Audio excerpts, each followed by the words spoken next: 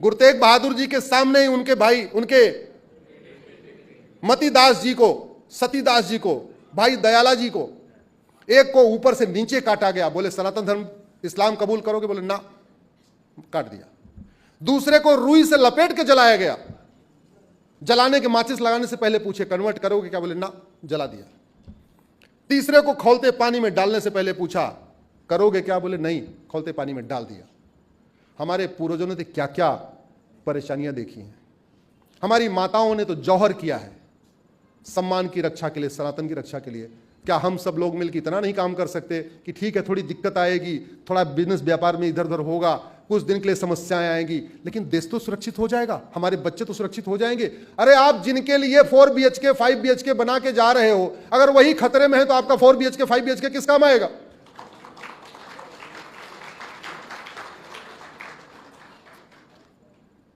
Nineteen 47 में जब मैं इंजीनियरिंग छोड़ा, मैं वकालत करने आया, तो मुझे सबसे पहले भगवान की शायद कृपा थी, मैंने राम जेठमलानी जी का चैम्बर ज्वाइन किया। क्रिमिनल के बहुत बड़े वकील, नाम सुना होगा शायद आप लोगों ने। उनसे एक दिन मैंने पूछा, हमने कहा सर कब पता चला कि आपको भागना पड़ेगा? राम जेठमलानी जी अपने समय के उस भारत मतलब भारत पाकिस्तान बांग्लादेश के सबसे कम उम्र में पास करने वाले 10 साल 10वीं पास करने वाले थे। भारत में लोगों को पता ही नहीं है कि राम जेठमलानी जी ने 14 साल की उम्र में 10वीं पास किया था और टॉप किया था। और पूरी दुनिया में सबसे कम उम्र के वकील वही हैं। 17 साल में लॉ कंप्लीट करने वाले हमारे गुरु स्वर्गीय राम जेठमलानी जी हैं।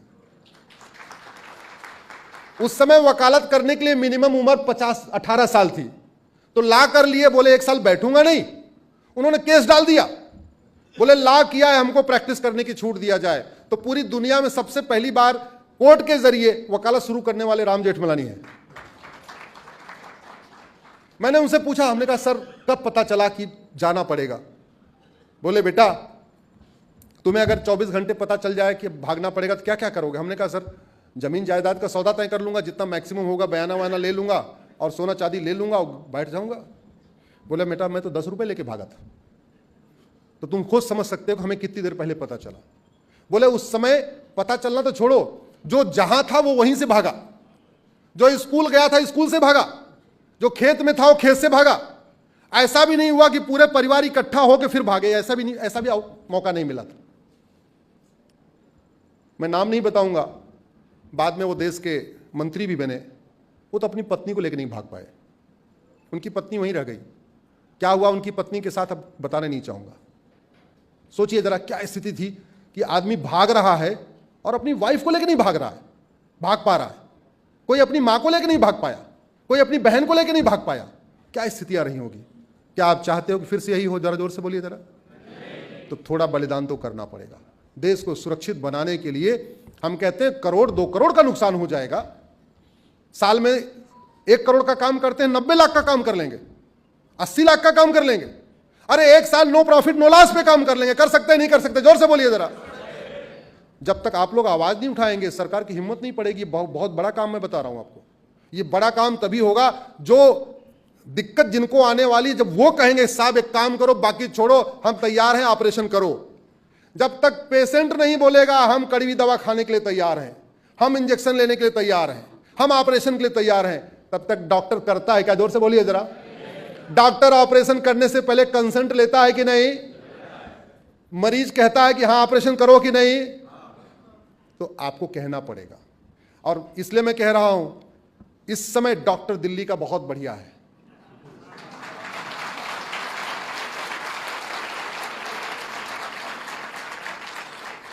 और छोटा वाला डॉक्टर भी अच्छा है, बड़ा वाला तो अच्छा है, ये छोटा वाला भी अच्छा है।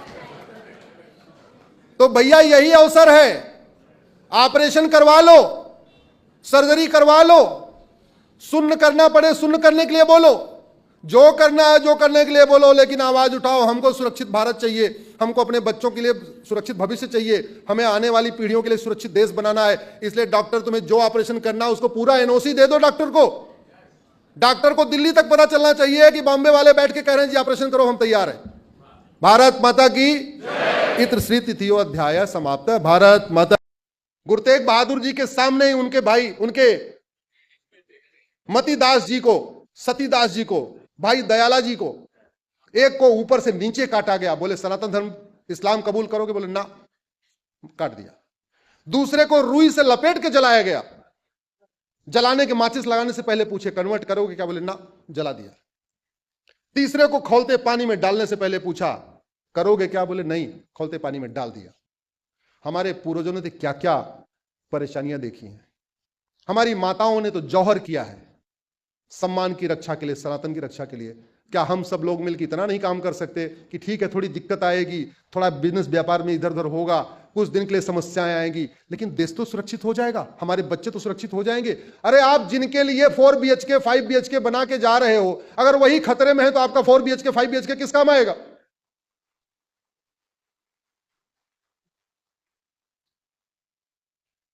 नाइनटीन 47 में जब मैं इंजीनियरिंग छोड़ा, मैं वकालत करने आया, तो मुझे सबसे पहले भगवान की शायद कृपा थी, मैंने राम जेठमलानी जी का चैम्बर ज्वाइन किया।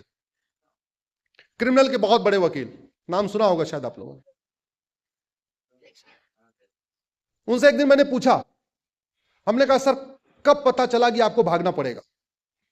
राम जेठमलानी जी अपने समय के उस भारत मतलब भारत पाकिस्तान बांग्लादेश के सबसे कम उम्र में पास करने वाले 10वीं पास करने वाले थे। भारत में लोगों को पता ही नहीं है कि राम जेठमलानी जी ने 14 साल की उम्र में 10वीं पास किया था और टॉप किया था। और पूरी दुनिया में सबसे कम उम्र के वकील वही हैं। 17 साल में लॉ कंप्लीट करने वाले हमारे गुरु स्वर्गीय राम जेठमलानी जी हैं। उस समय वकालत करने के लिए मिनिमम उम्र 18 साल थी, तो लॉ कर लिए। बोले 1 साल बैठूंगा नहीं, उन्होंने केस डाल दिया। बोले लॉ किया है, हमको प्रैक्टिस करने की छूट दिया जाए। तो पूरी दुनिया में सबसे पहली बार कोर्ट के जरिए वकालत शुरू करने वाले राम जेठमलानी हैं। मैंने उनसे पूछा, हमने कहा सर कब पता चला कि जाना पड़ेगा? बोले बेटा तुम्हें अगर 24 घंटे पता चल जाए कि भागना पड़ेगा तो क्या क्या करोगे? हमने कहा सर जमीन जायदाद का सौदा तय कर लूंगा, जितना मैक्सिमम होगा बयाना वाना ले लूंगा और सोना चांदी ले लूंगा और बैठ जाऊंगा। बोले बेटा मैं तो 10 रुपए लेके भागा था। तो तुम खुद समझ सकते हो कि हमें कितनी देर पहले पता चला। बोले उस समय पता चलना तो छोड़ो, जो जहां था वो वहीं से भागा, जो स्कूल गया था स्कूल से भागा, जो खेत में था वो खेत से भागा। ऐसा भी नहीं हुआ कि पूरे परिवार इकट्ठा होकर फिर भागे, ऐसा भी मौका नहीं मिला था।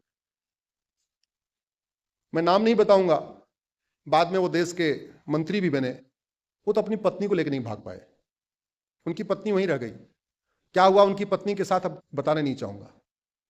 सोचिए जरा क्या स्थिति थी कि आदमी भाग रहा है और अपनी वाइफ को लेकर नहीं भाग रहा है, भाग पा रहा है। कोई अपनी मां को लेकर नहीं भाग पाया, कोई अपनी बहन को लेकर नहीं भाग पाया। क्या स्थितियां रही होगी? क्या आप चाहते हो कि फिर से यही हो? जरा जोर से बोलिए जरा।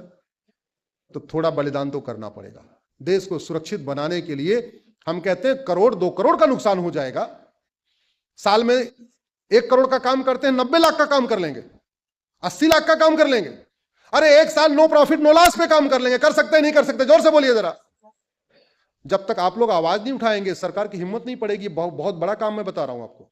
ये बड़ा काम तभी होगा जो दिक्कत जिनको आने वाली, जब वो कहेंगे साहब एक काम करो, बाकी छोड़ो, हम तैयार हैं, ऑपरेशन करो।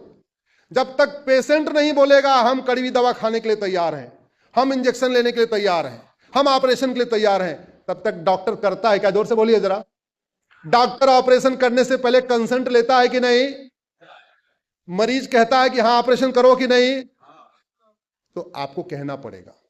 और इसलिए मैं कह रहा हूं इस समय डॉक्टर दिल्ली का बहुत बढ़िया है।